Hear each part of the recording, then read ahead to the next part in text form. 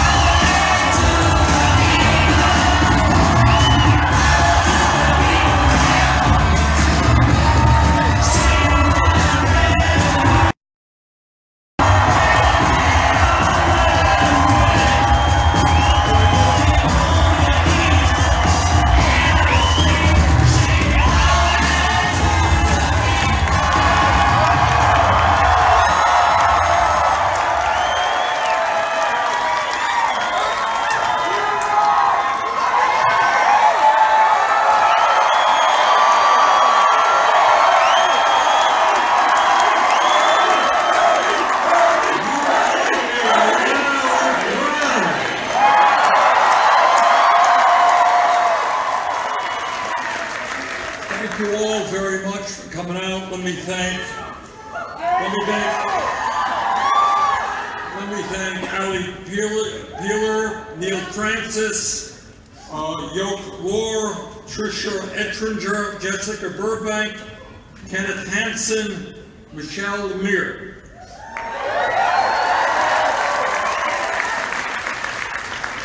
And let me give a very special thanks to Congresswoman Alexandria Ocasio-Cortez.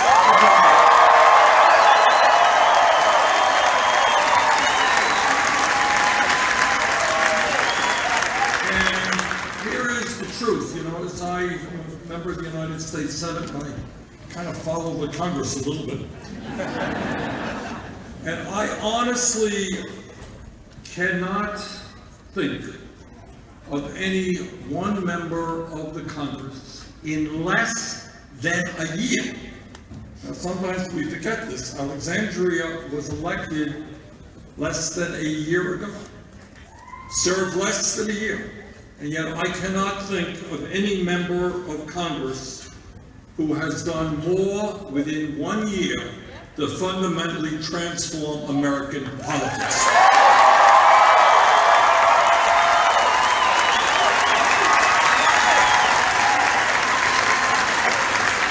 Alexandria has been a bold and leading voice for the working families of our country, for the women of our country, for people of color, and for the immigrant community. She has been an inspiration to millions of young people and has made it clear that the younger generation of this country will not patiently wait online for power. They want their agenda moving forward. They want that progressive agenda passed now.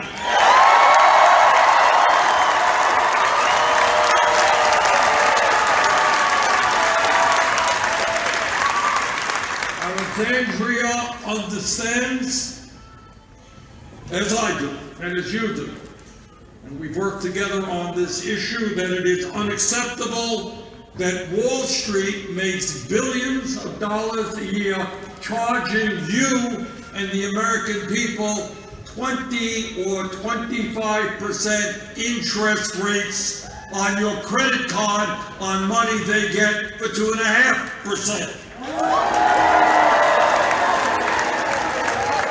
That is called usury, and we are going to end that.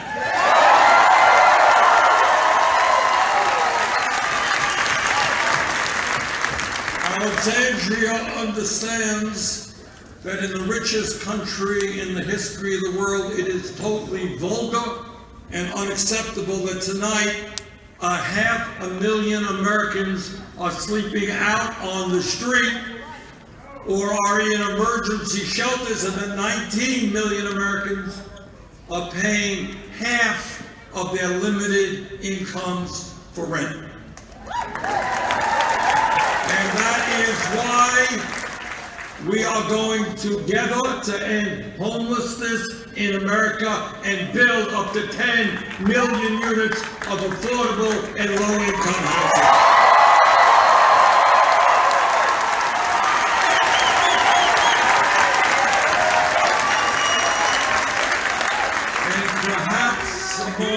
Among many other issues, perhaps most importantly, the Congresswoman understands what Donald Trump does not. And that is that climate change is not a hoax, but an existential threat to Iowa, our country, and the entire planet.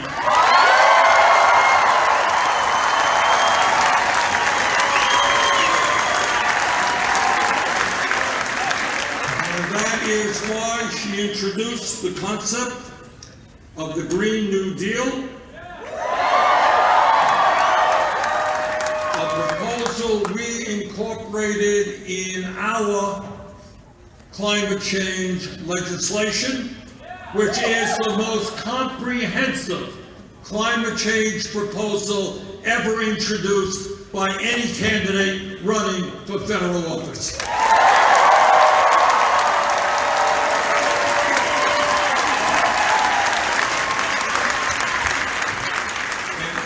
Proposal understands that we have a moral responsibility to make sure that this planet is habitable and healthy for our kids and future generations.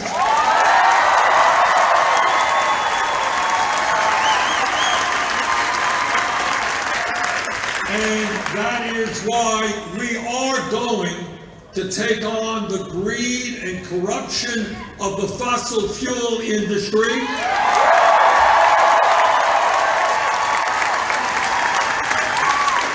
And whether they like it or not, we are going to transform our energy system away from fossil fuel to energy efficiency and sustainable energy.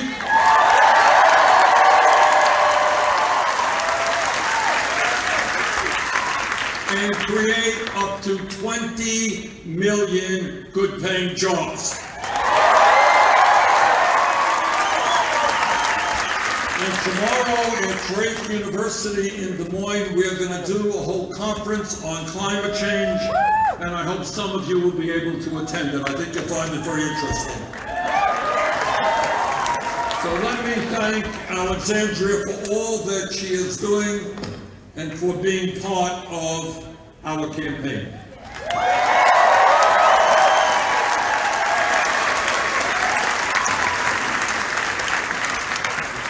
And in this unprecedented moment in American history, let me thank the several thousand people who are here tonight and the many more who are watching this event on live stream.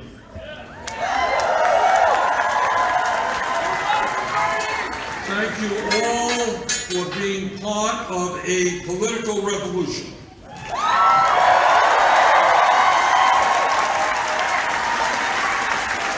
A revolution which will not only defeat the most dangerous president in modern American history, a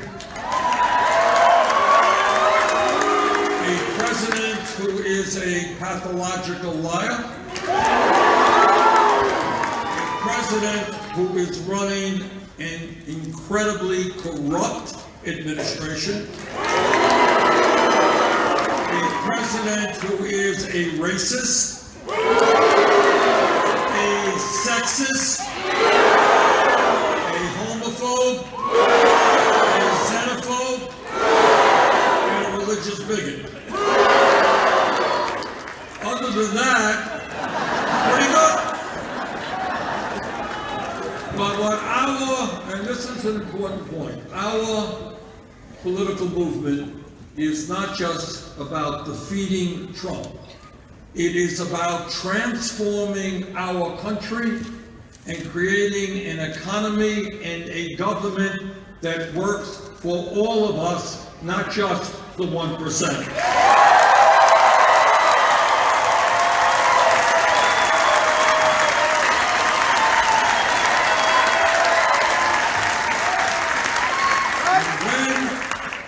Campaign talks about us, not me. That's not just a bumper sticker, although it is a pretty good bumper sticker. What that is about, I think, are two things. Number one, it is the understanding, as Alexandria said, that whether you live in the Bronx, whether you live in Vermont, whether you live in Iowa, Nebraska, or wherever you live, we are in this together.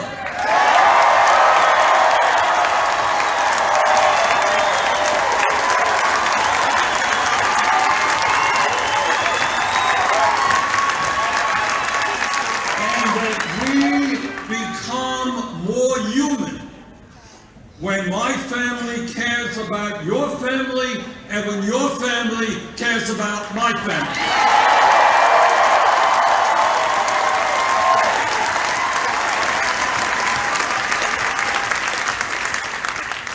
Donald Trump believes that the future of politics in America is to divide the American people up based on the color of their skin, based on where they were born, based on their sexual orientation or their religion.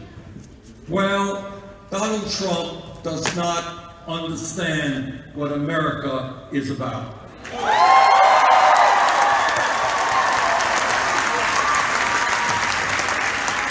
That is why Donald Trump is going to lose this election.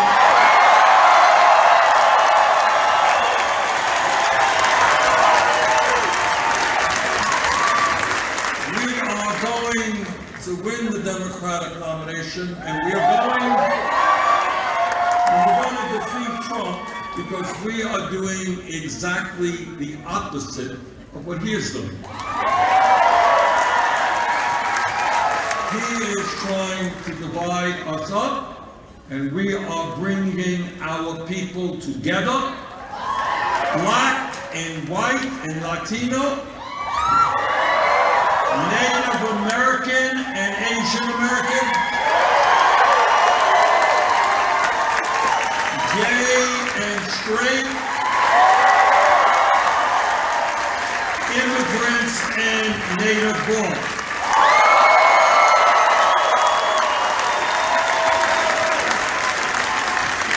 We're going to win because when we bring our people together around the principles of justice, economic justice, social justice, racial justice, environmental justice, when we do that, there is no stopping us.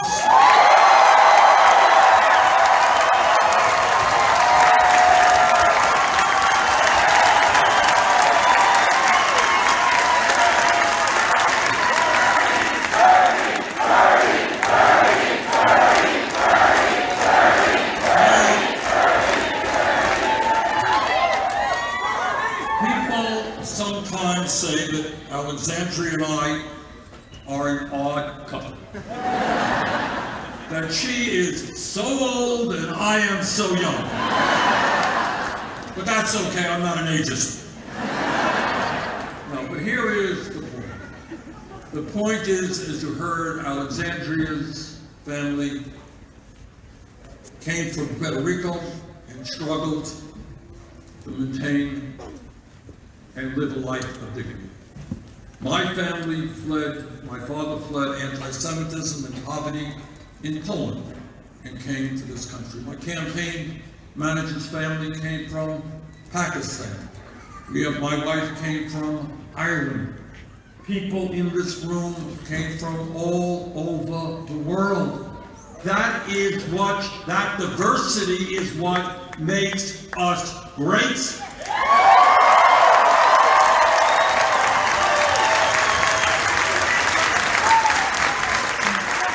That is something that Trump and his friends will never be able to tear apart. Now, it is important, and I'm picking up on a point that Alexandria made, it is important to take a hard look at where we are as a people today. The media or Trump often talks about how great the economy is. Well, the economy is not great when half of our people are living paycheck to paycheck.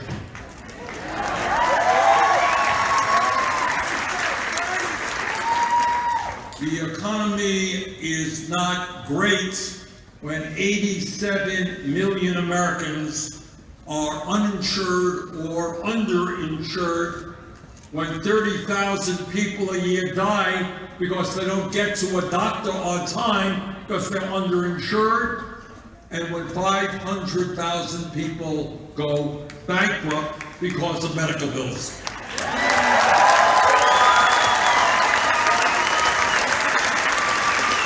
This economy is not doing well when hundreds of thousands of bright young people are unable to get the higher education they dream of.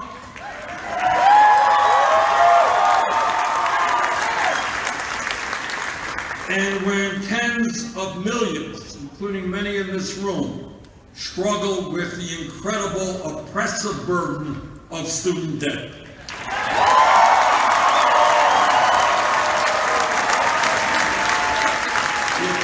Is not doing well when we got senior citizens in Iowa trying to survive on $12,000 or $13,000 a year Social Security, when many workers 55 or 60 don't have a nickel saved for retirement, and when many of our senior citizens are cutting their prescription drugs pills in half because they cannot afford the outrageous price that the pharmaceutical industry is charging us.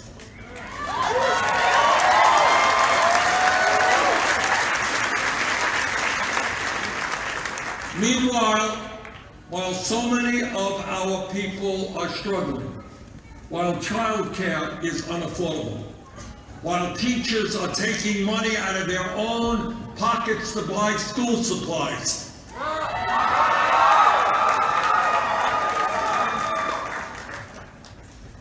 while all of that is happening, there is another reality taking place in America today, and that is that the wealthiest people in our country have never, ever had it so good. And we are looking at more income and wealth inequality today than at any time since the 1920s. Today, the wealthiest three people own more wealth than the bottom half of this country. Today, the top 1% own more wealth than the bottom 92%. Over the last 30 years, the top 1% have seen a $21 trillion increase in their wealth, while the bottom half of American people have actually seen a decline in their wealth. As I have traveled around Iowa, I have talked to too many workers who tell me how difficult it is to take care of their families on 10, 11, 12 bucks an hour, and they're working 50 or 60 hours a week. Meanwhile, 49% of all new income goes to the top 1%. Today, 25 hedge fund managers earn double the income of 140,000 kindergarten teachers. And here's something that we should never forget, that when we talk about income and wealth inequality, it's not just that one group has a lot more money than another group. People on top are living 15 years longer than the people at the bottom. In other words, poverty in America, there are 40 million people living in poverty, is a death sentence. And for the last 3 years, we have actually seen a decline in life expectancy in America. Now, that is where we are today as a nation in which a handful of billionaires exercise enormous power over our economy and the political life of our country, while many of you are struggling to put food on the table. And given that reality, it is clear to me, and I believe to you, that the enormous problems facing our country cannot be solved by the same old style of politics.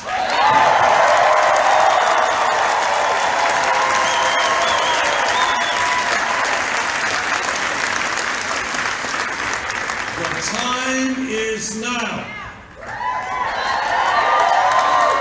to tell the corporate elites, with all of their greed and their corruption, that enough is enough.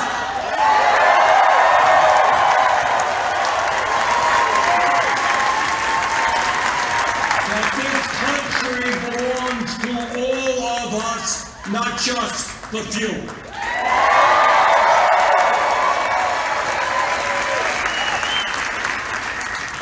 We need a new vision for our country, and that is what this campaign is about.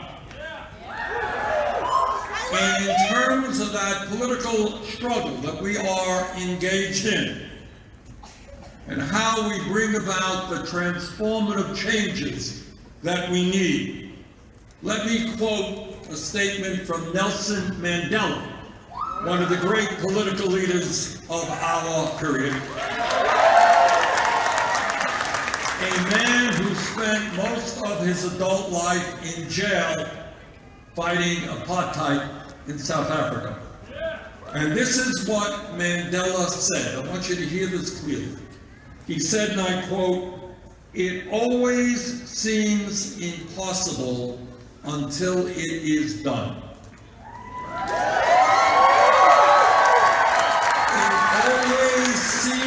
Impossible until it is done.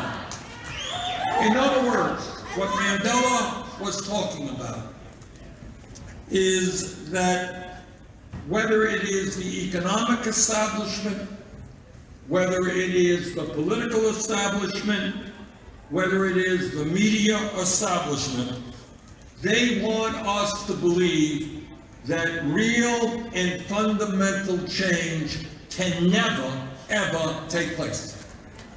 They want you to believe that poverty is always going to be with us.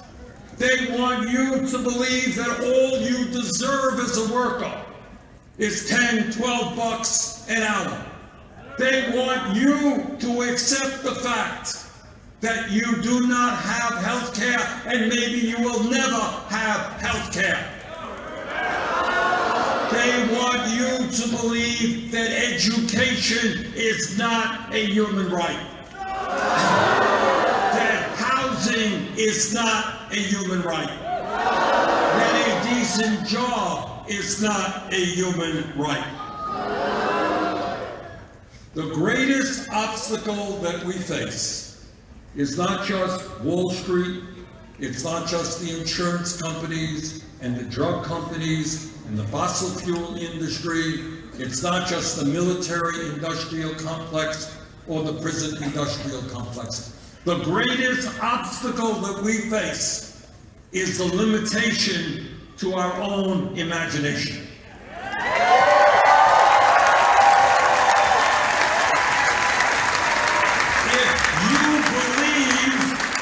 If you believe, as they tell you, that health care is not a human right, you will never have health care.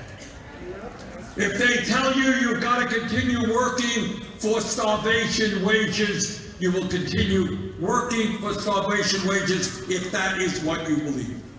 So what this campaign is about is not just taking on the political establishment, not just taking on the economic establishment. What this campaign is about is a new vision for what Americans are entitled to as human beings.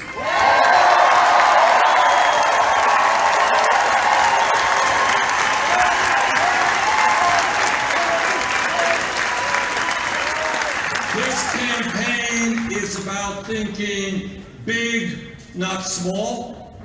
This campaign, when we talk about us, not me, is the understanding that the only way that real change ever takes place, has ever taken place, is from the bottom on up, not from the top on down.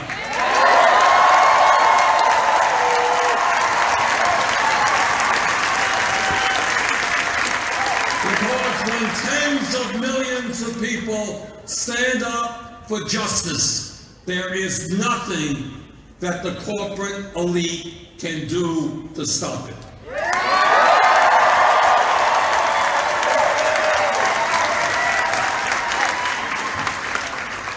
So let me just give you a glimpse about what the progressive agenda means to ordinary Americans.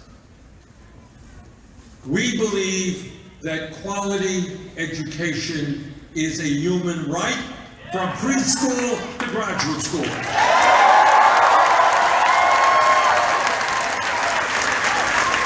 We believe that it is a terrible, terrible tragedy for the young children, for our little kids, that they do not have quality child care or pre-K, and that working families cannot afford that child care, and that the workers who do the work with the little kids are almost always underpaid.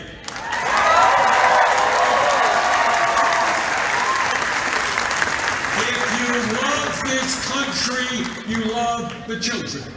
And if you love the children, we are going to have universal, high-quality, affordable child care.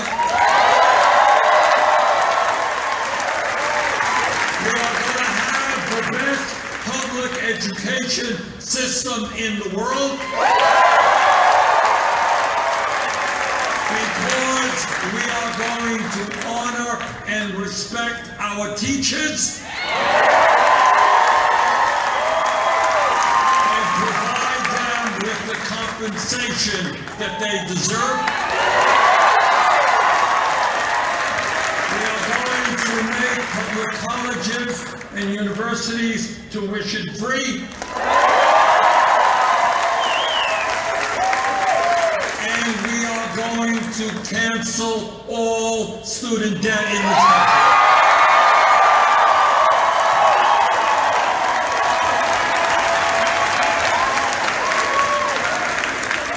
Now you're going to hear from our critics, and they are all over the place. Well, how you're going to afford the $1.4 trillion you need to make public colleges and universities tuition-free, cancel all student debt over a 10-year period. How do you afford it? And our response is that 11 years ago, apparently we could afford to provide trillions of dollars in zero-interest loans to the crooks on Wall Street who destroyed this economy.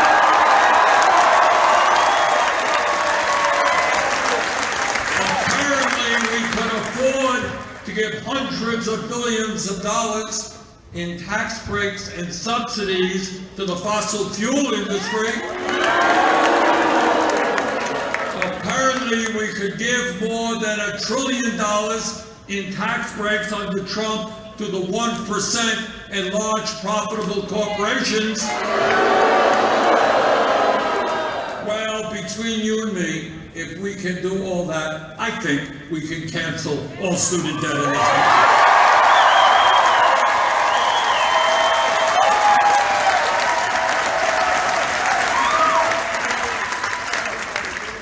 my view, every American who wants a job should be able to find a job through a federal jobs guarantee program which pays them a living wage.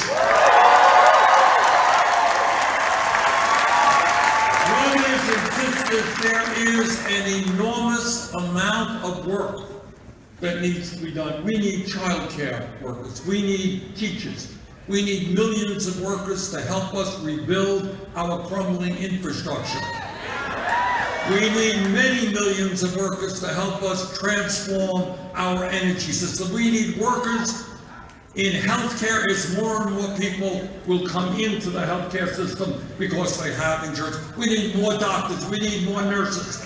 We need more people to take care of an aging population. There is more than enough work to do. Let us guarantee a job for everyone who is prepared to do that work.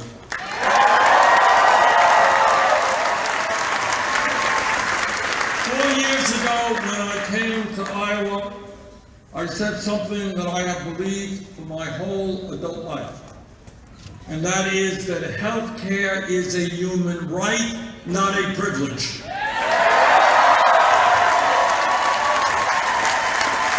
And I talked about the need to expand Medicare to cover every man, woman, and child in this country. 4 years ago, that seemed like a radical idea. Ain't so radical anymore.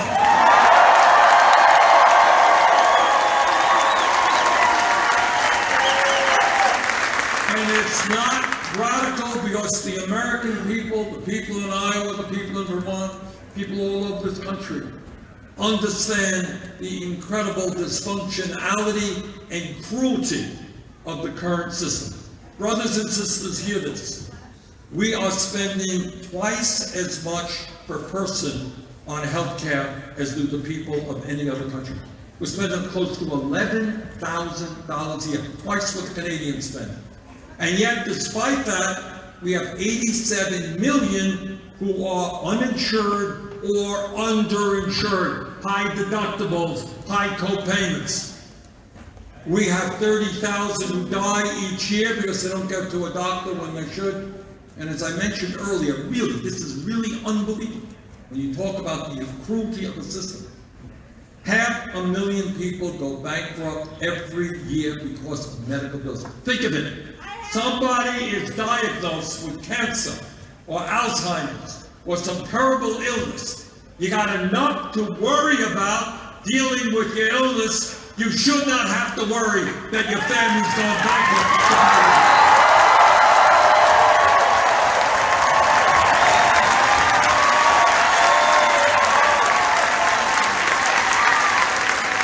People talk about everybody's got a health care plan out there. I know that.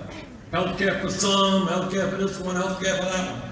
So let me tell you what Medicare for All is. First of all, we expand Medicare to cover dental care, to cover hearing aids,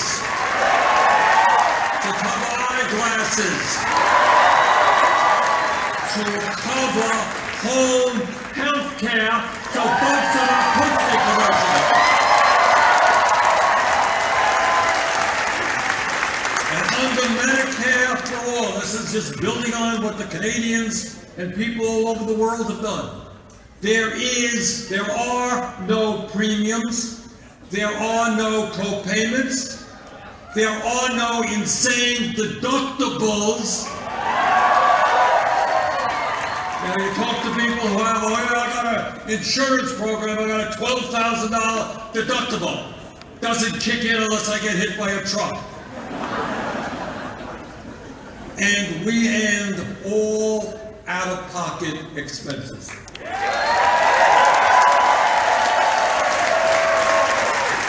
That is Medicare for All. You go to any doctor you want, you go to any hospital you want, you don't take out your wallet, you don't take out your credit card. And Medicare for all, which is so radical. You tell me how every other major country on earth has managed to provide health care to all people at a fraction of the cost. Please don't tell me we can't do that in the United States.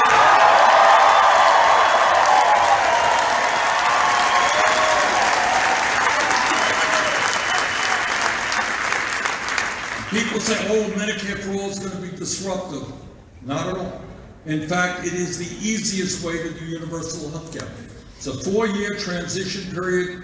Right now, Medicare eligibility is at 65 first year, down to 55, then 45, 35, we cover everybody. Ain't complicated a bit.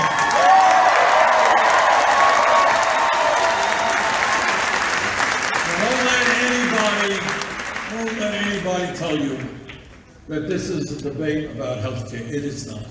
Nobody can rationally defend the cruelty and dysfunctionality of the current system.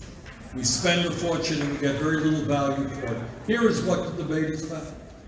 Last year, you'll all be pleased to know that the healthcare industry made $100 billion in profit. And the CEOs of the insurance companies and the drug companies doing phenomenally well. You all know that not only do we pay the highest prices in the world for healthcare, many of you are paying 20% of your incomes for healthcare, but we pay by far the highest prices in the world for prescription drugs. A couple of months ago, I took a trip from Detroit into Canada with people who are dealing with diabetes. Anybody here know folks who are dealing with diabetes? And we bought insulin made by the same company who sells the product in the United States, same company, for 1/10 the price in Canada. And it's not just insulin. And by the way, you want to talk about crazy? 25% of the 7.5 million people in this country who use insulin are rationing their insulin. Elderly people cut their prescription drugs in half. Meanwhile, the 6 major drug companies made $69 billion in profits last year. Under Medicare for all, we're going to take on the drug companies. And by the way, they're not just greedy. They are corrupt, and they're engaged in massive price-fixing and collusion. So the pharmaceutical industry, with all of your money and all of your power, we are going to take you on. You're no longer going to rip off the American people.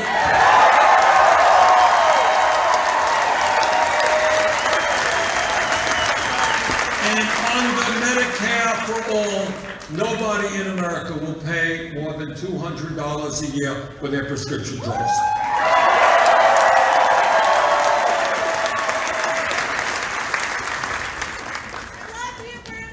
Love you too. Donald Trump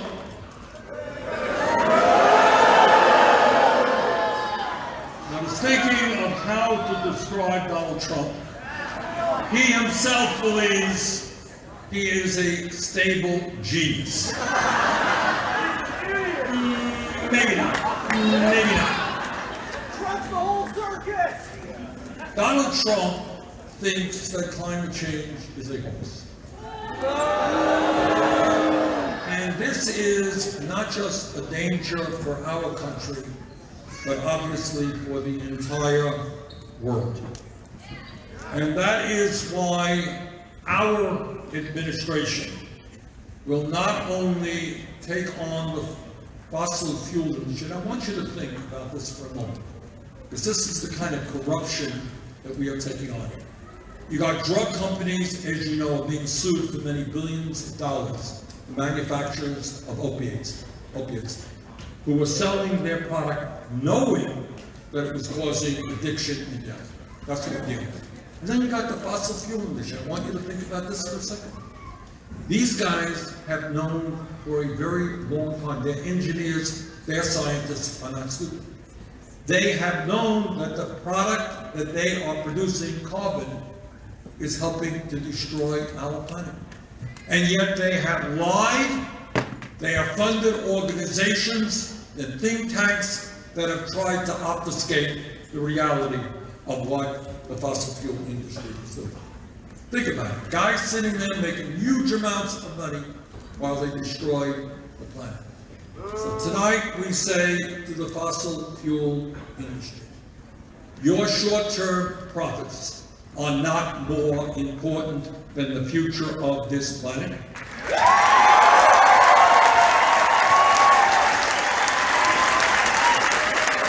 And not only will we transform our energy system, we will lead the world in transforming the global energy system.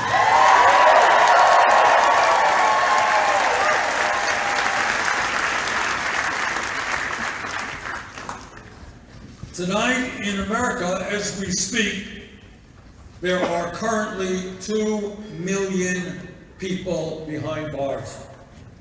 2 million people. We have more people in jail in the United States than any other country on earth, including China, communist authoritarian country 4 times our size. And that is why we are going to bring fundamental reform to a broken and racist criminal justice system.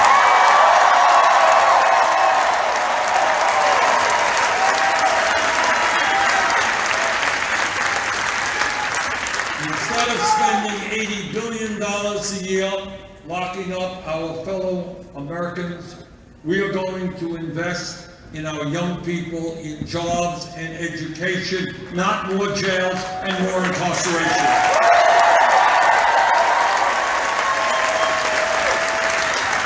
No more private jails and detention centers.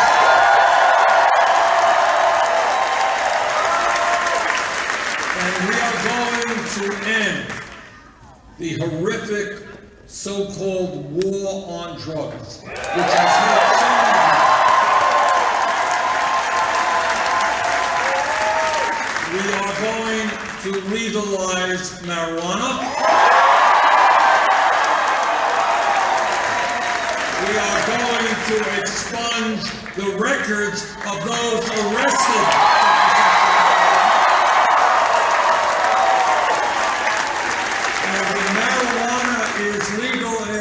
State, we're not going to allow a handful of corporations to make billions in product. We're going to help those communities that were hurt most, the African American community, Latino community. We're going to help them earn an honest product, honest profit when marijuana is legal.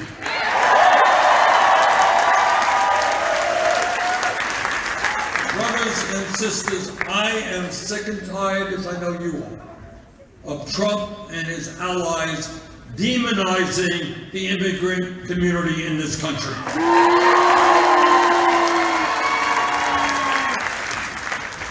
And I feel that especially strongly as the son of an immigrant. We are going to go forward and pass comprehensive immigration reform and a path towards citizenship for the 11 million undocumented.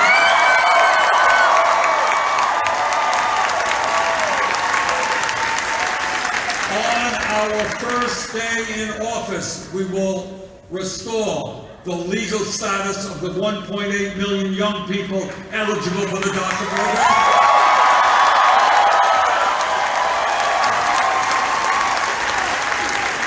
We're going to end the ICE raids that are terrorizing.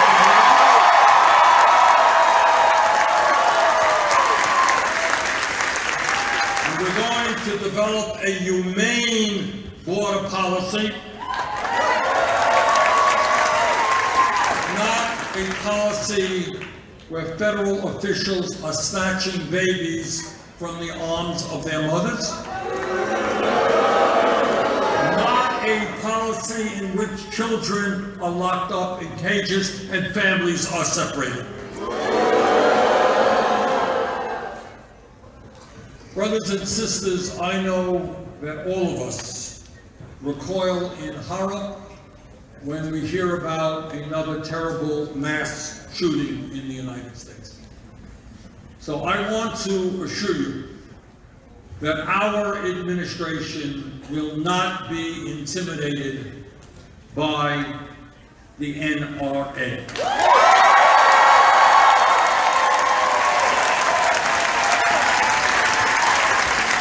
The American people, whether in rural communities or urban, whether they are gun owners or non-gun owners, understand that we need a common sense gun policy in this country. People who have histories of violence should not, and under our administration, will not own guns. We're going to do away with the gun show loophole.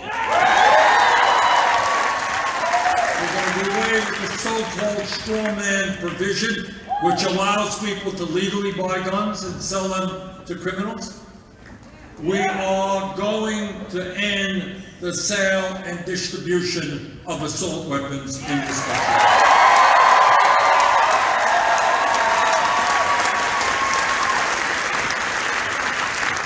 You know, as a United States Senator, I often hear my conservative colleagues go to the floor and talk about their vision of small government, how they want to get government out of the lives of the American people. Well, I say to those conservatives, if you want to get government out of the lives of the American people, understand that it is the women of this country who have the right to control their own bodies, not the government.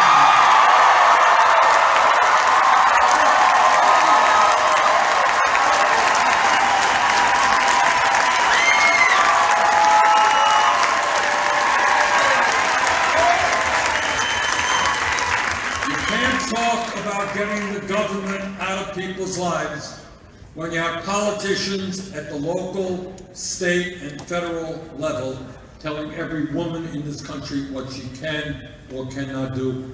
And here's my promise to you.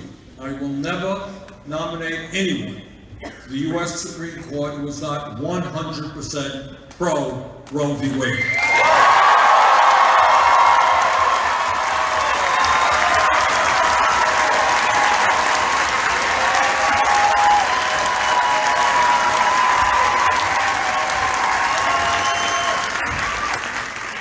Brothers and sisters, what the political revolution means is that we're ending politics as usual.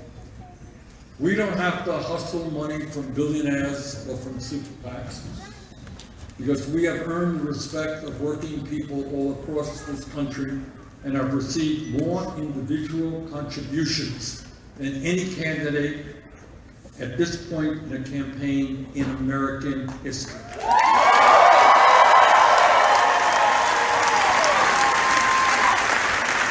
And that average contribution is $16. And that money is coming from teachers, it is coming from workers at Amazon, at Walmart, at McDonald's and Burger King, people who are struggling to keep themselves going economically. But they understand that when we are all working together, we can bring about the transformative change that this country requires. And let me conclude by getting back to a point that Alexandria made. And that is, at the end of the day, the 1% is enormously powerful. I'm a U.S. Senator, I deal with these guys every day. You don't know how much wealth and power they have. You don't know about the 6 Wall Street banks that have assets of over $10 trillion. Right now, here in Iowa, you're seeing ads on television coming from the healthcare industry, lying about Medicare for all. They have unlimited sums of money to do those ads all across this country. The military-industrial complex has managed to create a situation where there are massive cost overruns, where the Department of Defense is the only major agency of government never submitted to an independent audit, and we now spend more money on the military than the next 10 countries combined. And by the way, we intend to end the endless wars.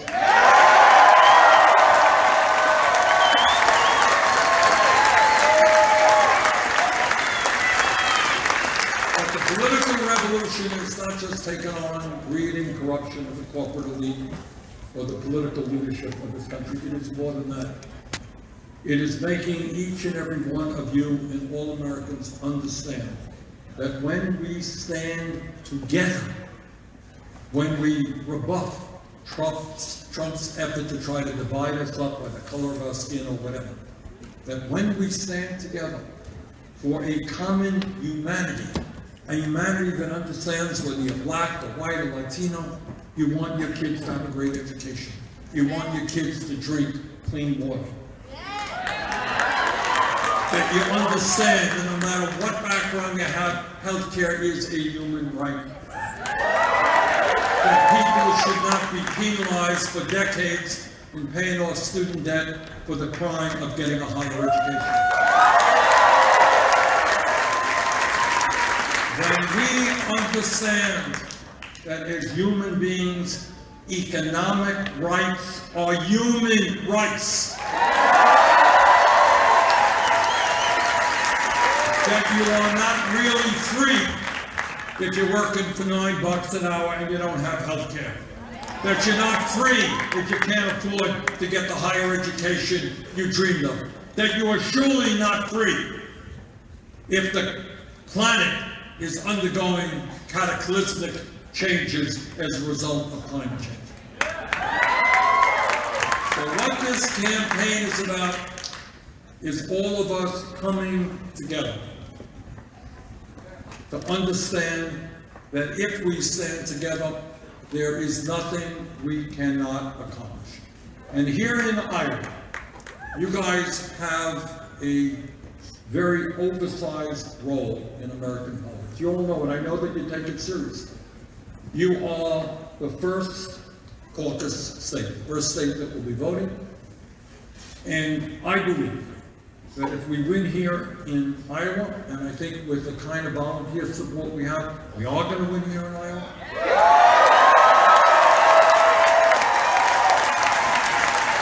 And if we win here in Iowa, I'm pretty confident we're going to win in New Hampshire, we're going to win in Nevada, we're going to win in California, we're going to do really well in South Carolina. And when we do all of that, we have a direct path not only to victory, but to the opportunity to transform this country in a way that has never been seen in the modern history of this country.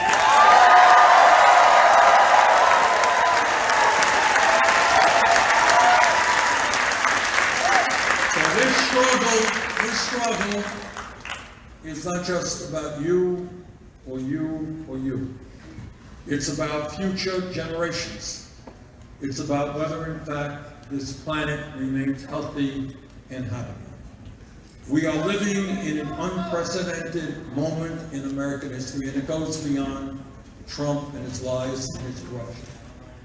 It is a moment in which we have got to summon up the courage to take on the corporate elite and their greed and their corruption. So this is the moment for us to stand up, not just for ourselves, but for our kids, our grandchildren, and generations yet to come. Let us go forward together. Let us win this election. Let us transform this